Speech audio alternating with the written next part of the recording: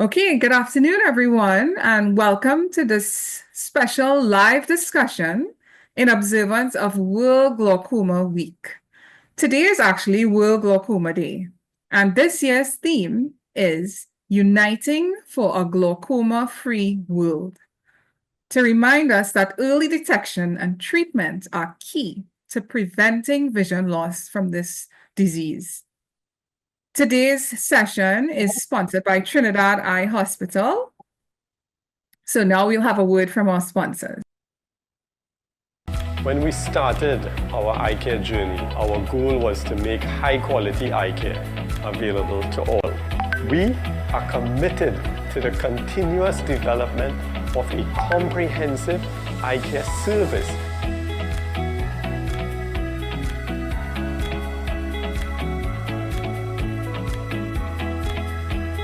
We are Trinidad Eye Hospital, preserving sight, enhancing lives. Yes. Okay, welcome back. Thank you. And thank you again to our panel who's joining us this evening. We have Dr. Ronnie Bhola, CEO and eye surgeon at Trinidad Eye Hospital. And we have Miss Ann Lazarus, who's our eye screening unit manager. Welcome to the panel, and thank you for joining us to have this discussion, this very important discussion for Glaucoma Week. Today, I want to start with a question to Dr. Bhola. I mean, many people understand that eye diseases, cause blindness, vision impairment, but how does glaucoma do this? What is really glaucoma?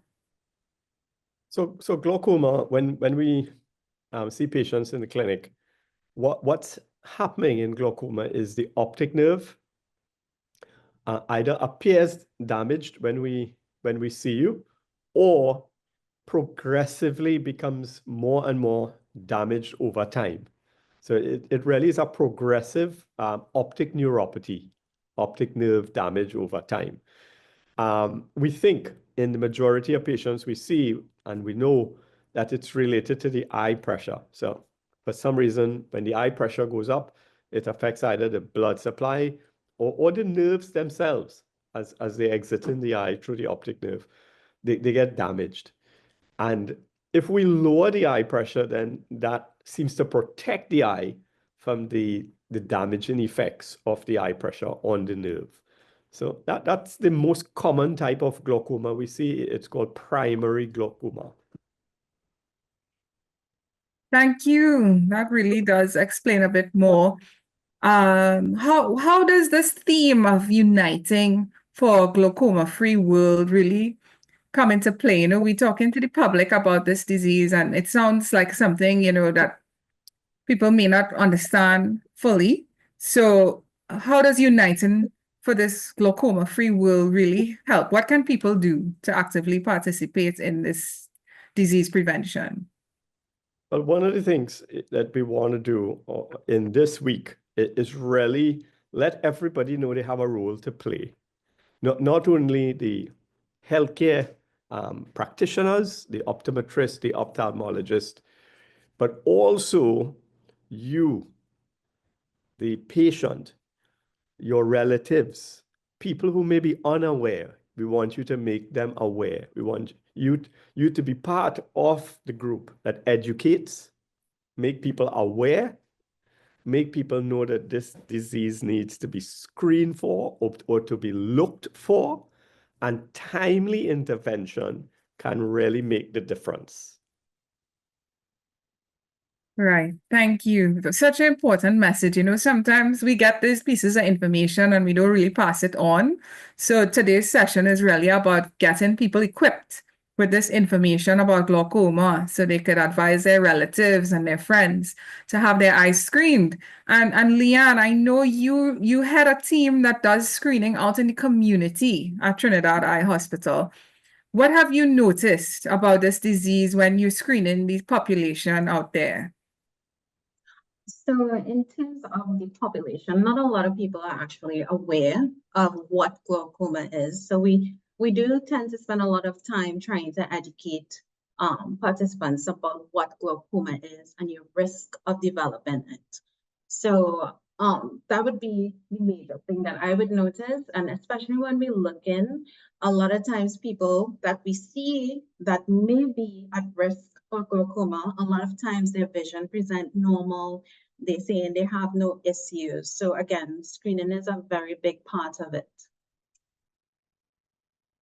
Right, screening the eyes. So even if you have good vision, you're saying people should screen eyes, but is it any age? Like, is there any special group that you think is more at risk, or is it everyone that should go and have a eye screening specifically to look for glaucoma?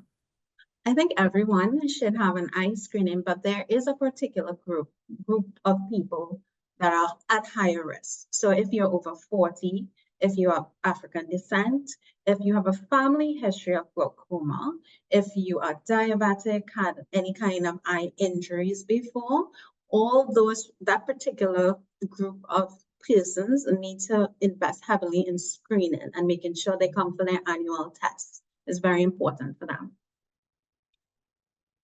Right. Okay. That's good information. So, Dr. Bhola, just for people who might be wondering out there, some people viewing may actually already have glaucoma or worried about it because they have it in their family.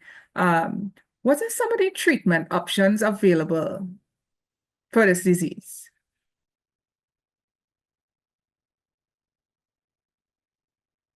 Sorry about that.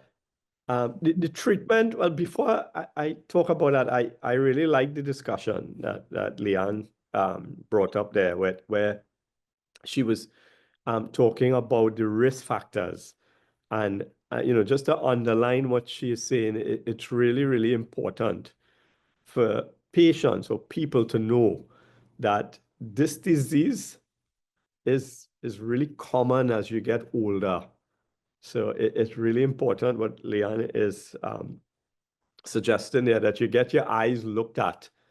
And when you go to your optometrist to get your glasses, they look at your eyes, they look at the optic nerve, they do the eye pressure, and they check for glaucoma. You just have to be aware of that. So just going for an eye test for the glasses, you will get screened for glaucoma. So that's something you need to be aware of. When you do your yearlies or your 2 yearlies, you get screened. They look at the optic nerve, they do some scans, and they also check the eye pressure at the optician. So don't worry if you have been going to the opticians all these years, they are looking for glaucoma. So you can be rest assured. If you haven't been to the optometrist for a while, then you should try and book this year and make sure you get your eyes checked by the optometrist. Now, they are probably the primary care physicians who look after you, and they would be usually your first protocol to a eye care professional, and they are well equipped to deal with looking for glaucoma. So just be assured of that. Now, we would say if you haven't been looked at for 2 years, you're outside that time zone in which you should be looked at. Now, if you're 60 and above, you really probably have a 1 in 10 chance of them finding early glaucoma. So that's pretty high. And if we look at glaucoma, 50% of people who have it don't know that they have it. So, there's a serious statistic. The most common cause of blindness in Trinidad is glaucoma. So all those things really means World Glaucoma Week is really, really important to make people aware of these statistics and make them aware that they need to get their eyes looked at and checked. The other thing I wanted to mention before I talk about treatment was just that when you come to the clinic, we will do some other more advanced testing, which is optic nerve scanning, eye scanning, and also the visual field test to look and see if it is affecting your functional vision. And the thing is, as we discussed, it's the silent thief of sight, which means this thing going on and you don't know until you come in and you can't see out of one eye. And then we have to say, well, this one's blind. The other one you could see with still, but we have to now concentrate on lowering the eye pressure to preserve the one that is not so affected.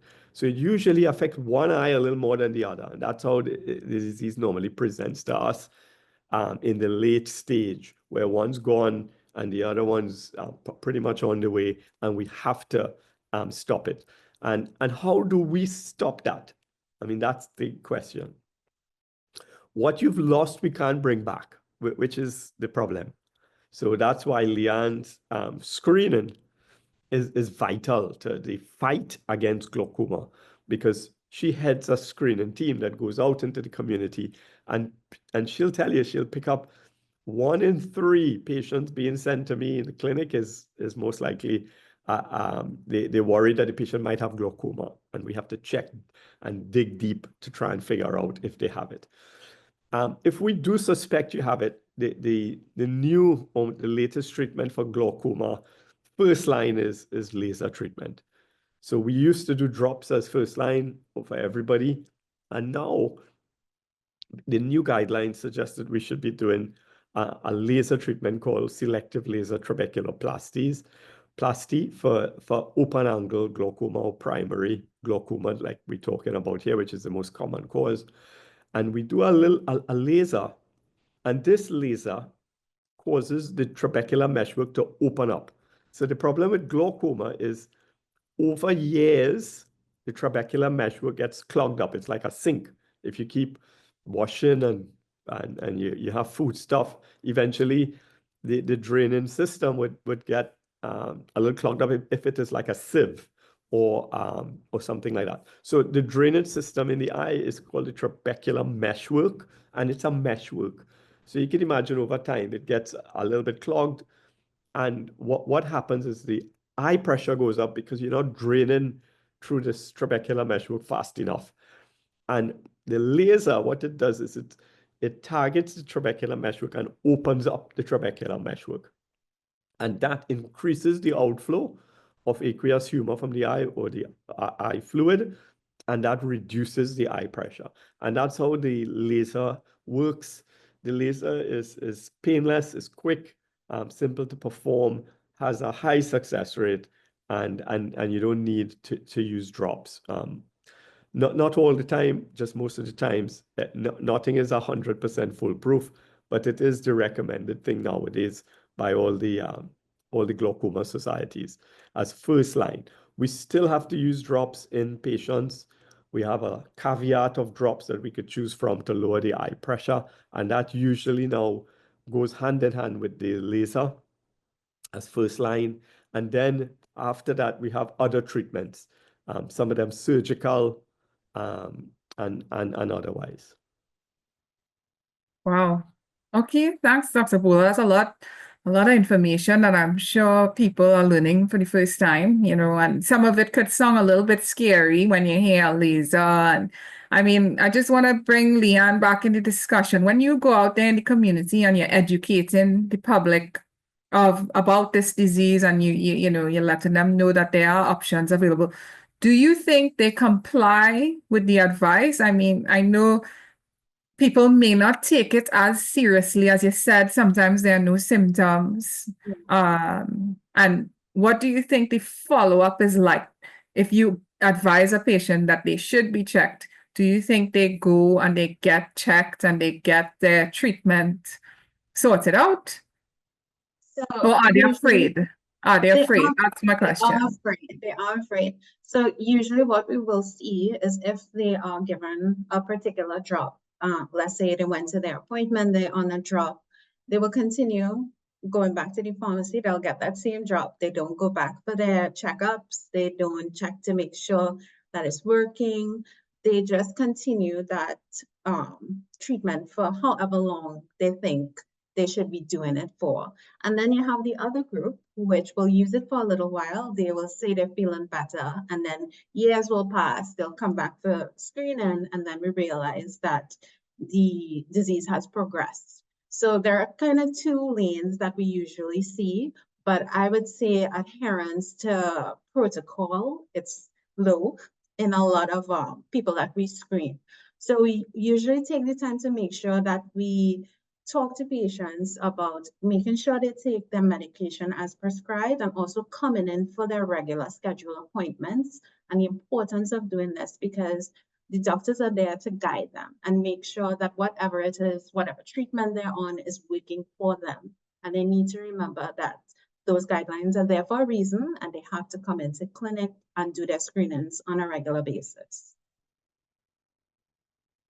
Yes. Oh, that's really something. I really hope even if one person gets the idea that it's worth following up, because what Dr. Bhola is saying about vision that's lost, not returning, is something that people should try to avoid at all costs, and that's really the purpose of this session, to really put that information out there, empowering patients to understand that there are treatments available, and certainly it's prevention is better than cure. So we want to make sure people have that information. So Dr. Bhola, yeah, could you expand a little bit more about the surgical parts of the treatment options? Because I know some people, they say, well, they have to be on an eye drop for the rest of their life. But you were just mentioning there are new surgical treatments that may actually prevent that. Could you tell us a little bit about how that works and if it works for all glaucoma patients, or how does it work? Yeah, well, the first thing is, Leah, just to chime in a little bit on Leanne's point, the patient's compliance to drops is an issue, as Leanne pointed out, when we asked them about the drop, I think some of them tell us things that, they're taking the drop, but we know they're not taking it so well because the pressure's up in the eye.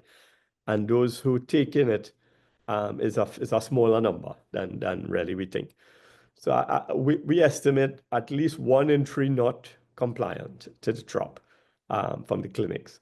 And therefore, that's a big argument to really encourage more and more people to have laser treatment, because it's simple, safe, quick, and then you don't have to put drops in as well. So I think that really means we under-treating if we go the way of drops compared to if we went the way of the laser.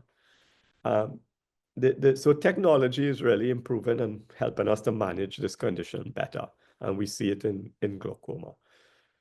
In the old days, in terms of surgery, we really had one main surgery to really treat glaucoma, and that was a trabeculectomy. And if we didn't do that, then we used to put a tube, which is an artificial drainage system. And those were really the 2 big ways we used to treat glaucoma other than drops. If drops failed, then we had to go to that method.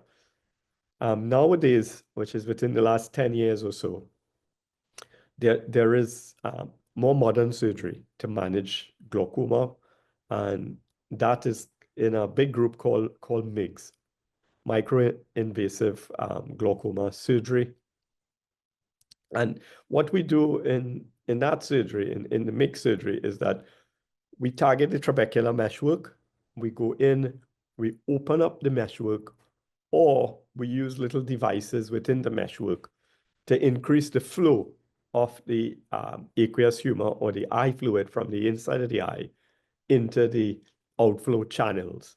And that reduces the eye pressure.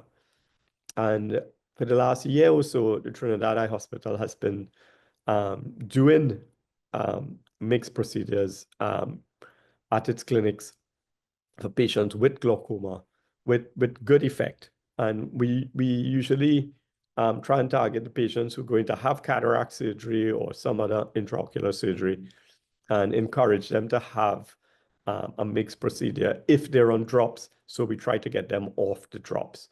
And it has been a successful outing where we've been able to reduce the amount of drops in quite a significant amount of patients who had cataract surgery, and then afterwards they were able to get off their glaucoma drops, which they were using for something like 5 to 10 years before. So I think having these more modern intraoperative procedures, which could be used in combination with other procedures to to be able to get patients who on drops, off drops, or get patients who not well controlled on drops, a procedure which has a low risk, high benefit outcome, has really helped the surgical management of glaucoma. Yes, well, that is encouraging to know that it's not all doom and gloom. You know, there are ways to treat it and preserve some of the vision. So thanks for sharing that. I have other questions. A question that came in, someone was asking if the foods we eat or our lifestyle contribute to the loss of vision for glaucoma. I mean, I know you explained the medical details of what the disease is about, but are there foods we could eat or anything we could do to prevent this disease from developing besides screening? Well, it's not thought to be a lifestyle disease like diabetes.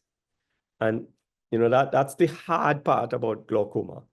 So the only real way to manage this thing is to screen people, make them aware, educate, and pick up disease and then treat it with either drops, laser, or surgery. So really, it's a really interesting thing. Patients come and ask me, Doc, is there anything I could eat or drink? I said, boy, well, with this disease, if this is all you have, you could have wine and, you know, enjoy your life as much as you want because it wouldn't affect the glaucoma. So it is an interesting question. Yeah. People want to know what they could do. Well, Leanne, one other question I had for you. In terms of the screening, is there anything that you wanted to say to patients who might be contemplating coming to get screened, or, you know, is there something that people are afraid of or not prioritizing? Some of the patients you have screened already, what are they saying that you had to share with others to encourage them to be screened? I think it's always scary to wonder if something is wrong, and your mind usually goes to worst case scenario. So it's always this feeling of they might have something negative to tell me. But again, early intervention is the best thing you could do for all eye diseases. So even if you're scared, you're concerned, a lot of people have it running in their family. So that is our other concern because they're always worried. Maybe today is the day they tell me, you know, I have glaucoma or something along those lines. So it's always important to have your annual checks, whether you're afraid or not, because the earlier that you identify these issues, the more likely that treatment is going to be effective. And it is more likely that we can preserve and protect your vision. So it's always better to be proactive rather than reactive when you're dealing with eye disease. Yes, that's a great reminder. Because I mean, I myself had a grandparent with glaucoma, and I was worried. Like, I didn't want to get the test. But I think it was last year, glaucoma week, when I did get the test as well, because I just thought, you know, it would be so much worse if more time passed to discover it, you know? So I really hope that people listening would be encouraged to check. I mean, even asking questions about family history. Maybe somebody was blind in the family and you don't know why. It could have been due to diabetic complications. It could be due to glaucoma, and people don't really ask those questions. So they may not be aware. So that's another reason why screening is so important. So, Dr. Bhola, you have anything to say about the relationship between diabetes and glaucoma or vice versa? Well, the first thing I didn't want to really leave without saying that you shouldn't eat healthy, you know, just because your glaucoma is not related to diet or exercise. But there are many other eye conditions that is related. So retinal diseases like age-related macular degeneration, cataracts, or all of that. So please eat healthy.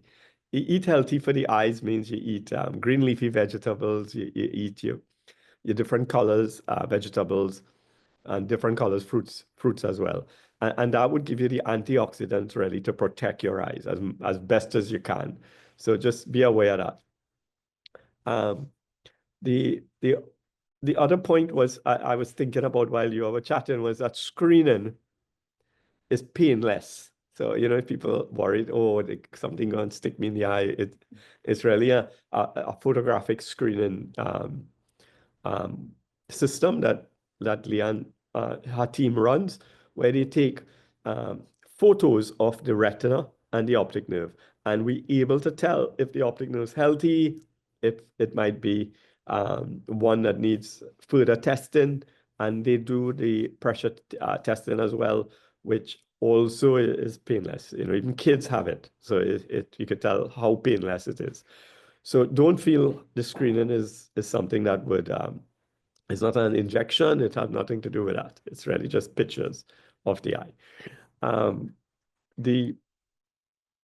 What you had asked me? No, I forget. I had asked you about the relationship between diabetes and glaucoma. Yeah. Sorry about that. But Yeah. the diabetes really could cause glaucoma. We think there is a relationship, but it's not as strong as some of the other risk factors like Afro-Caribbean descent, age, and family history. I think those are really put you at much higher risk. Diabetes may be a little bit lower risk than those top ones. But if you're diabetic, you have to get your eyes screened for that anyhow once a year. So when Leanne's team screening, they do comprehensive eye screening. They're actually screening you for cataract, for glaucoma, for diabetes, and all other retinal issues or eye issues. So you're going to get that complete screen in that process. So I would say diabetics, yes, you're at higher risk with the glaucoma, but don't worry because you have to have your annual checks. Yes, thank you. And we actually have a question coming in from one of our viewers asking about uveitis.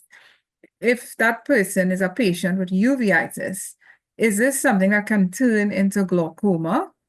They said they went up and researched it and it said yes, so they're a bit worried now. Like, is that something that is possible? So uveitis, most people may not be aware of this eye condition, so I'll just describe it a little bit. The eye has uveal tissue, and the uveal tissue extends from the front to the back of the eye. So all the pigmented structures in the eye is the uveal structures. So uveal really means pigment. So that, as soon as you look at the eyes, you would see the colored part of the eye, the iris, which and most of us are brown or dark. And therefore our uveal tissue, pigmented tissue, is really a lot of pigment. So we have these dark irises. The other parts of the uveal tract or the uveal tissue is the ciliary body and the choroid. So the ciliary body is right behind the iris, and then in the back of the eye, lining the whole inside of the eye, is the choroid.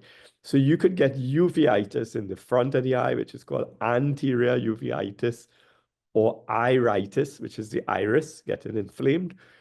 And if that gets inflamed, the trabecular meshwork could also get inflamed. And that could cause the pressure to go up in the eye, and that could lead to glaucoma. The inflammation in the eye, which is iritis, anything with itis, conjunctivitis, all these things is inflammation. So anything that causes inflammation could cause scarring and damage to the trabecular meshwork, and that could lead to glaucoma. So those glaucomas are not called primary open angle glaucoma, primary glaucomas. Those are secondary glaucomas because they develop because of something. And in this case, that something is uveitis or inflammation in the eye. So yes, the caller is right. Uveitis can lead to glaucoma. I would say 9 out of 10 times we see somebody with uveitis, they don't develop glaucoma. Because we manage the uveitis, it goes away, and then they they're okay.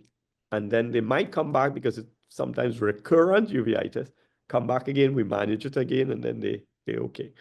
So a lot of uveitis we treat like that, they don't develop glaucoma, but that's not all. Some of them, because they have the uveitis, it lasts a little long, it does have the risk of developing glaucoma. So uveitic patients, we never really let out of our sight. We see them every 6 months to monitor, to look to see if they develop in glaucoma or any complications of uveitis.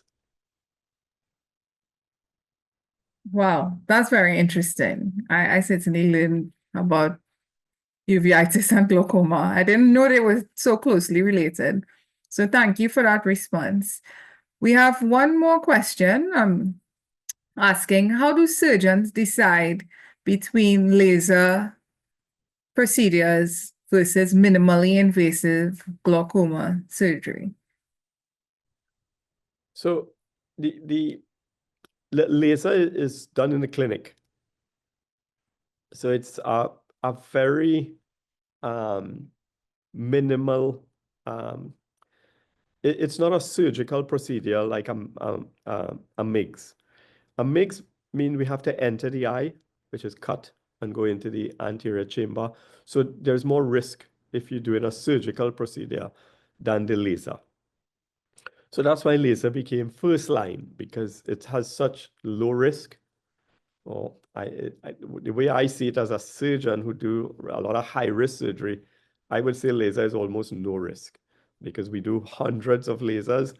Somebody might get a little red eye, and that might be it for a day or two. So it's really a very low-risk procedure, and it's done in the clinic. It's a light that we use. We put a little contact lens on the eye, and in less than 5 minutes, we'll be able to complete the laser treatment. And the patients go home the next day, they're back to normal. They really don't have much side effects from that laser. So that's laser. It's really one of those types of procedures. To do the minimally invasive glaucoma procedure, we actually have to take you to the operating theater, and we either insert a device into the trabecular meshwork and we de-roof the meshwork, or we put little tubes into the meshwork, and they call them eye stents, that allows flow of aqueous humor from the inside of the eye through these little stents into the outflow channels. And therefore, it's a much more invasive procedure. There's risk of hemorrhage in the eye. Usually all those risks clear, and these patients are, after about 3 or 4 weeks, the vision returns to normal. But it's a much more invasive procedure. That's why I really like to do it in somebody's who already going to have surgery for their cataract or something else.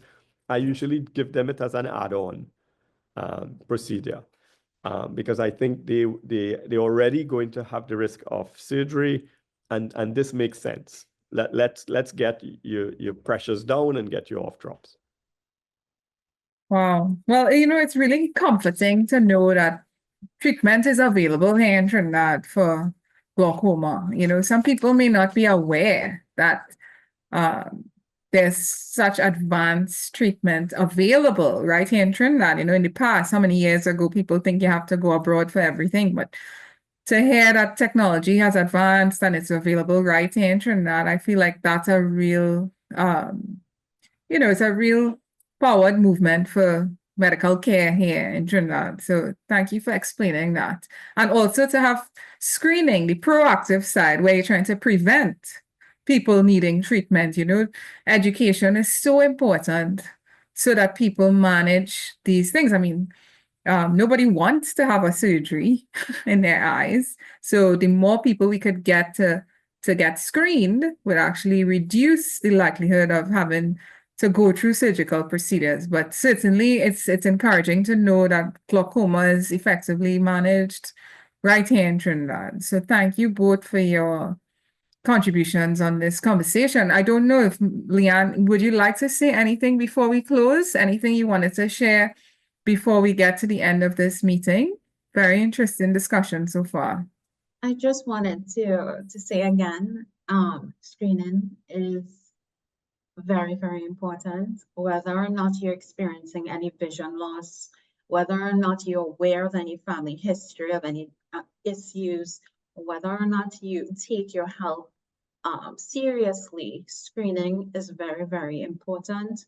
It helps us to identify issues early, implement treatment early, and makes it a lot more effective. So if you take away anything from what I said today, screening, you need to have it done every year or at least every 2 years to make sure you protect your eye health. Thank you, Leanne. And Dr. Bhola, would you like to add anything to the discussion before we close? I think you're really correct in saying that in Trinidad, we have been able to bring the latest technology for the treatment of glaucoma home. And you know, we travel the Caribbean and elsewhere all over the world. And I have to say that we have the technology here, we have the resources, you know, the ophthalmologist here has really kept up with technological advancements.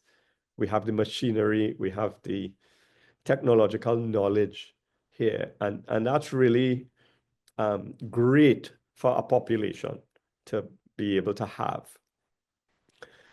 Not only the surgical, but also the diagnostics that we have.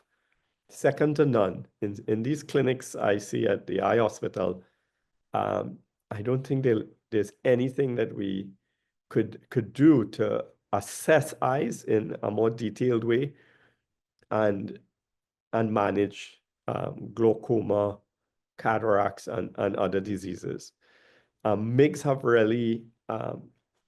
has really developed another tool in the toolbox for the management and treatment of glaucoma, which makes us have less and less patients having to go to the more invasive glaucoma procedures like trabeculectomy, which has a much higher risk.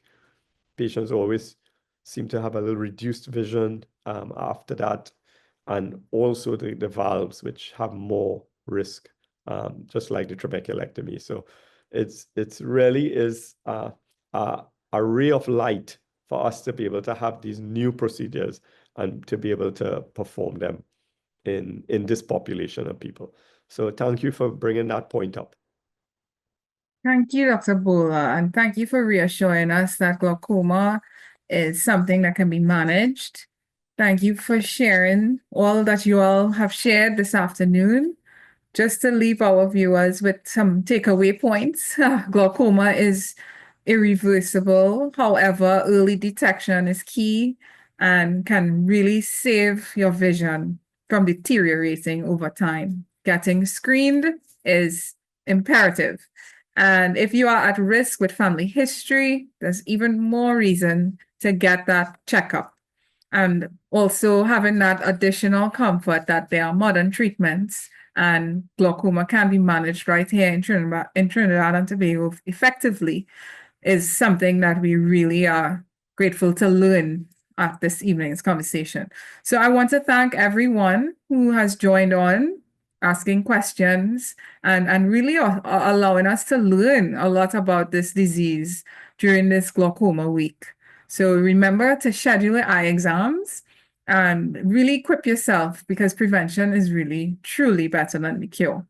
So thank you for joining. And as we close, we just have another word from our sponsors. Good night, everyone. Thank you. Good night. Thank you. When we started our eye care journey, our goal was to make high quality eye care available to all.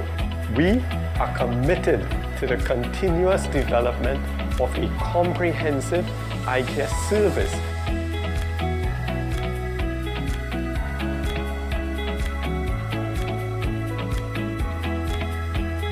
We are Trinidad Eye Hospital, preserving sight, enhancing lives.